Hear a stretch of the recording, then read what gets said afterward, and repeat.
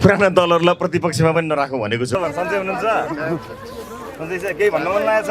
यो ठ्याक्कै सही ठाउँमा देश आइपुगेको छ। अहिले हो नमस्कार गर्ने सबैले, अनि त्यहाँबाट आफू के अरे सिटमाथि सिट चढेपछि त खै हामीलाई फुर्सद छैन पाउनु है, भोलि गरौँ ल भन्नुहुन्छ। यहाँ आइसकेपछि आधी त ठिक भइसक्यो, आधी ठिक भइसक्यो, आधी म पेल्दिहाल्छु। बुवा नमस्कार। ए तपाईँ बुवा? ए तपाईँ कति वर्ष भन्नु बुवा? 4 साल। ए अनि ठिकै छ सबै?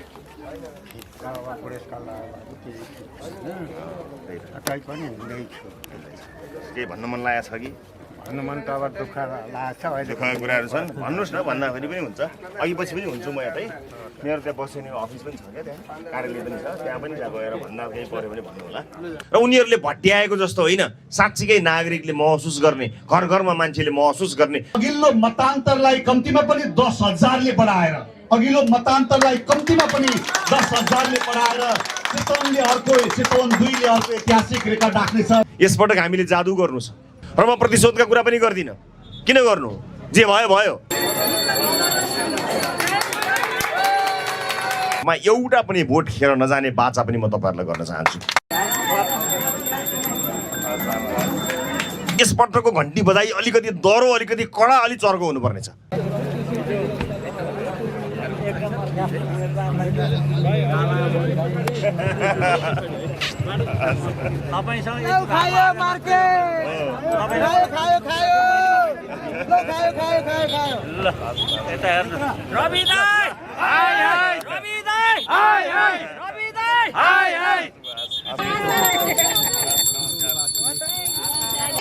भन्न पर्ने कुरो चाहिँ अरू बेलामा नेतालाई नि भेटिन्न, चिन्लाई नि चिनिन्न। अहिले हो नमस्कार गर्ने सबैले, अनि त्यहाँबाट आफू के अरे सिटमाथि सिट चढेपछि त खै हामीलाई फुर्सद छैन पाउनु है, भोलि गरौँ ल भन्नुहुन्छ। यही बेला हो क्या भन्ने चाहिँ, यही मौका हो क्या। त्यस्तो छैन मेरो त। मेरो त त्यही भएर अफिस खोलेको कारण आउनुहोस् है भनेर प्रचार पनि गरेको थिएँ, तपाईँले थाहा पाउनु भएन छ। तर केही छैन, मैले 3 चोटि सार्वजनिक सुनवाई पनि गरेको थिएँ। तपाईँहरू जस्तै समस्या परेको मान्छेलाई केही छ भने आउनुहोस् भनेर आह्वान पनि तपाईँले थाहा पाउनु भएन होला, किनभने दैनिक काम गर्नुपर्छ, यस्तो खबर थाहा नपाएको हुनसक्छ। अहिले त म बाटो पर्दा छिरेको मात्रै हो, तर मेरो सधैँ 12 महिनाको लागि मैले कार्यालय खोलेर त्यहाँ लयर, त्यहाँ सहयोगी सबै केन्द्र राख्यो भने यस्तै तपाईँहरू जस्तै समस्यामा परेकाहरूलाई हामीले 100औं-जनालाई, 1000औं-जनालाई मद्दत गर्ने कोसिस सकेको, कानुनको अधीनभित्र रहेर गर्ने मद्दत गर्न खोजेको छौँ। तपाईँलाई पनि सम्पर्क गर्नु होला। अहिले चाहिँ म यो यहाँ यसो बाटो छिरेँ, यहाँ देखेँ, कहीँ जाँदै थिएँ, अनि छिरेको मात्रै हो म यहाँ आएँ भनेर है। हस्, तपाईँलाई सम्पर्क गर्छु। नमस्कार है सबैलाई, नमस्कार नमस्कार नमस्कार।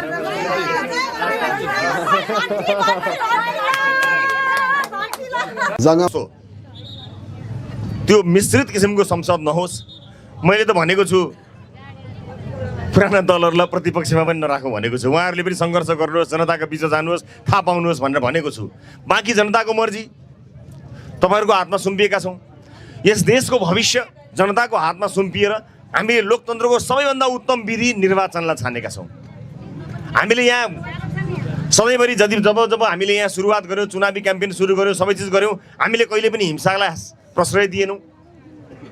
तपाईँहरूले त हातमा फुल बोकेर, आशीर्वाद बोकेर यो यात्रालाई अगाडि बढाउनका लागि हामीलाई मद्दत गर्नुभयो र यसपटक पनि हामी त्यसैको निरन्तरता चाहन्छौँ।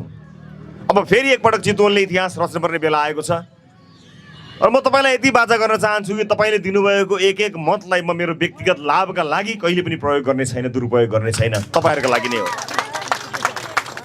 मेरो मात्र कुरा होइन, देशैभरिका घन्टीवाहक उम्मेदवारहरू जति पनि हुनुहुन्छ उहाँहरू सबैलाई हालिएको मत पार्टी सभापतिका रूपमा एउटा पनि भोट खेर नजाने बाचा पनि म तपाईँहरूलाई गर्न चाहन्छु। एउटा पनि बाचा खेर जाँदैन। धेरै साथीहरू छन्, कसैको विवाद आउला, कसैको केही कुराहरू आउला, त्यसलाई हामी सम्हाल्छौँ, किनकि यो पार्टी जन्मिएको यही समाजबाट हो। हामी नै यही समाजमा भएका साथीहरू मिलेर अगाडि बढेका हौँ। यस बिचमा कहीँ कतै कुनै विवाद आउला, कुनै समस्या आउला, कोही व्यक्तिमा या प्रवृत्तिमा कुनै समस्या आउला, हामी समाधान गर्छौँ, हामी नागरिकको आवाज सुन्छौँ। तपाईँहरू निर्धक्क हुनुहोस्। हामीले सुरु गरेको यो अभियानमा कसैको पनि चोट लागेको होइन, कसैलाई पनि घाइते बनाएको होइन। हामीले शान्त रूपमा अगाडि बढाएको यो आन्दोलनलाई हामी शान्त रूपमा मतपत्रबाट नै परिवर्तन गर्छौँ। त्यसका लागि यहाँहरूको साथ, सहयोग, माया जो निरन्तर पाइरहेको छु, यसपटक पनि आवश्यक परेको छ। यसपटकको घन्टी बजाई अलिकति दह्रो, अलिकति कडा, अलि चर्को हुनुपर्नेछ, यति मात्र हो। अब यति उति भनेर भन्ने कुरा भएन। यहाँहरूले देख्नु नै भएको छ। म आफ्ना कुरा पनि गर्दिनँ। देशलाई न्याय दिनुपर्ने ठाउँमा हामी उभिएका छौँ। यो ठ्याक्कै सही ठाउँमा देश आइपुगेको छ। अब हामीले गर्नुपर्ने नेताका रूपमा, जनताले विश्वास गरेका व्यक्तिका रूपमा हामीले गर्ने काम गऱ्यौँ। यी साथीहरू मिल भन्नुभयो, मिल्यौँ, सँगै अगाडि बढ्यौँ। हामीले आफ्नो जिम्मेवारीको बाँडफाँड गरेका छौँ। पद बाँडफाँड गरे होइन, पदको लोभ हामी कसैलाई छैन। हामीले जिम्मेवारी बाँडफाँड गऱ्यौँ। त्यस कारणले अब नागरिकले मन दह्रो गर्ने हो। दह्रो मन गरेर एकपटक स्थिर र स्थायी सरकारको प्रयासका लागि नागरिकले आफ्नो मतदान गरेर आफ्नो कर्तव्य पुरा गर्ने बेला आएको छ। म तपाईँहरूलाई यति भन्नको लागि आएको छु। र प्रतिस्पर्धी साथीहरूसँग मेरो कुरा पनि चलेको छ। कुनै प्रतिस्पर्धीलाई कटाक्ष गर्न पनि केही पनि जरुरत छैन। मतपत्रमा घन्टी छँदैछ, त्यहाँ भोट हालिदिए सबै जवाफ त्यसले दिन्छ। किन दिनु पऱ्यो? हामीले केही जवाफ दिनु पर्दैन। म यति यहाँहरूलाई भन्छु। र फेरि पनि यहाँ आउँदाखेरि तपाईँहरूसँग भेटघाट गर्ने, साक्षात्कार गर्ने, चिया चौतारोहरूमा भेट हुने बाचा पनि गर्न चाहन्छु। र मैले अघि भने जस्तै देशैभरि जानुपर्ने अलिकति यो स्वास्थ्यको सानो समस्या छ, यो ठिक भइहाल्छ। यहाँ आइसकेपछि आधी त ठिक भइसक्यो, आधी ठिक भइसक्यो, आधी म पेल्दिहाल्छु। बाँकी तपाईँहरूको जिम्मा। हस्, यो न्यानो माया, आशीर्वाद, प्रेम सबैका लागि तपाईँहरूलाई धेरै धेरै धन्यवाद। बाँकी रहेका कुराहरू फेरि पनि भेट्दा यहाँ आउँदाखेरि यहाँहरू समक्ष बाँड्ने नै छु, साट्ने नै छु। भन्दै अर्को ठाउँमा पनि यसै गरी यस्तै कार्यक्रमहरू रहेका छन्, त्यहीँबाट केही कुराहरू राख्नेछु। हस्, यहाँहरू सबैलाई चाहिँ फेरि पनि धन्यवाद दिँदै बिदा चाहन्छु। सबको जय होस्, जय देश, जय घन्टी। आत्मीयता छ भन्ने कुरा तपाईँहरूले पटक पटक देखाइ नै सक्नु भएको छ। त्यसैलाई रिन्यू गर्छौँ नि कहिलेकाहीँ हामी, त्यसको रिन्यू गर्नका लागि मात्र। र आज तपाईँहरूसँग देखिएर यो हाम्रो सम्पर्क कार्यालयको उद्घाटन, 4 नम्बर वडाको सम्पर्क कार्यालयको उद्घाटनमा म यहाँ उपस्थित भएको छु। यहाँहरूले जे गर्नुपर्ने हो त्यो निरन्तर गरि नै रहनु भएको छ। जे गर्न जरुरी थिएन तपाईँहरूले त्यो पनि गरिरहनु भएको छ। भोट दिए पुगिहाल्ने थियो, भोट मात्र नदिएर आफ्नो हृदय दिनुभएको छ। मेरो लागि आँसु खसालिदिनु भएको छ, आशीर्वाद दिनुभएको छ। म के भनौँ? योभन्दा बढी मसँग भन्ने चिजै छैन। तपाईँको घरको सदस्य जस्तो भएर म तपाईँको हृदयमा बस्न पाएको एउटा भाग्यमानी मानिस छु। मेरो जीवन व्यक्तिका रूपमा सफल भइसकेको छ। तर व्यक्तिका रूपमा मात्र सफल भएर नहुने रहेछ। एउटा व्यक्ति सफल हुँदैमा नहुने रहेछ। समाजलाई सफल बनाउन सकिएन भने व्यक्तिले प्राप्त गरेको सफलताले खासै सुख दिने रहेनछ। त्यस कारणले दुःख, हन्डर जे जस्तो भए पनि एकपटक यो देशलाई भ्रष्टाचार मुक्त बनाउने, यस देशलाई सुशासनको बाटोमा अगाडि बढाउने, समृद्धिको बाटोमा अगाडि बढाउने र उनीहरूले भट्ट्याएको जस्तो होइन, साँच्चीकै नागरिकले महसुस गर्ने, घर घरमा मान्छेले महसुस गर्ने समृद्धि र सुशासनको कुरा गरेर एकपटक अगाडि बढ्ने अभिप्राय बोकेर आएको हुँ। यहाँहरूले बारम्बार यसलाई प्रमाणित गर्दै आउनु भएको छ। र अब चाहिँ यस्तो मौकामा हामी आइपुगेका छौँ। सिङ्गो देशबाट यसपटक स्थिर सरकार बन्न सक्ने गरी, एउटै पार्टीको सरकार बन्न सक्ने गरी आशा र अपेक्षाको घन्टी बजेको छ। यस्तो बेलामा चितवनले भन्दा बढी यसको हक कसले राख्छ होला? जसले केही नहुँदा निलो क्रान्तिको बिजारोपण गर्यो। यहीँ रोपिएको हो। जब संसार हाँसेका थिए, देशभरिका मान्छे हाँसेका थिए, त्यतिखेर चितवनले रोपेको हो। यो आफूले रोपेको यो फुललाई, आफूले रोपेको यो फललाई अगाडि बढाउने जिम्मेवारी सामूहिक रूपमा तपाईँ हाम्रो नै हो। मैले योभन्दा धेरै भन्नु केही नै छैन। यति धेरै ऋणी छु म, मैले कहिले तिरेर सकौँला। बदलामा मैले दिने एउटा इमान छ। इमान्दारीपूर्वक यहाँहरूलाई आफूले गरेका बाचाहरू पुरा गर्न सक्ने आँट साहस बोकेर म यहाँहरू समक्ष उपस्थित भएको छु। र यसपटक केवल चुनाव मात्र होइन, यसपटक हामीले जादु गर्नु छ। जादु मान्छेलाई असम्भव लागेको तर गर्न सकिने जादु।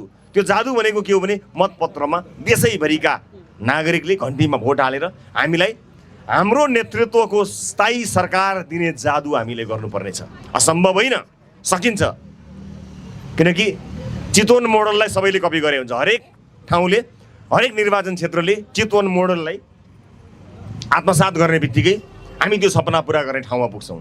हामीले कसैको भारी बोक्नुपर्ने जरुरी छैन र म प्रतिशोधका कुरा पनि गर्दिनँ।